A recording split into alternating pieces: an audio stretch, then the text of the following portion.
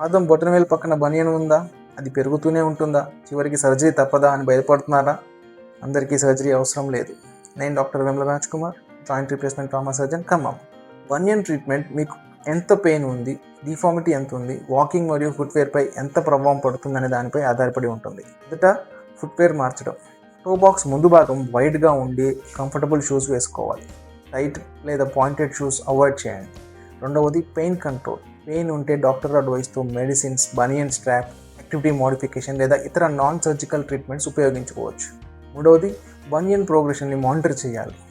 Bump కనిపించిందని మాత్రమే surgery అవసరం లేదు.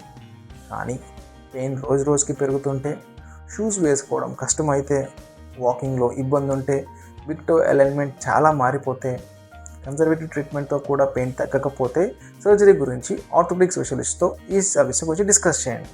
ముఖ్యంగా గుర్తుంచుకోండి, బనియన్ సర్జరీ అనేది కేవలం కాస్మెటిక్ పర్పస్ కోసం మాత్రమే చేయాల్సిన సర్జరీ కాదు. పెయిన్ మరియు ఫంక్షనల్ ప్రాబ్లమ్స్ ముఖ్యమైన ఫ్యాక్టర్స్. మరో మిత్ ఏంటంటే ఆయిల్ మసాజ్, బనియన్ కరెక్టర్ లేదా ఎక్సర్సైజ్తో ఇప్పటికే ఏర్పడిన బోన్ డిఫార్మిటీ పర్మనెంట్గా స్ట్రైట్ అయిపోతుందని. అలా అనుకోవడం సరైనది కాదు. మీకు బనియన్ ఉందా? పెయిన్ ఎక్కువగా ఉందా? లేక కనిపించడం మాత్రమే సమస్యగా ఉందా? కామెంట్లో చెప్పండి. ఇలాంటి హెల్త్ టిప్స్ కోసం ఫాలో అవ్వండి.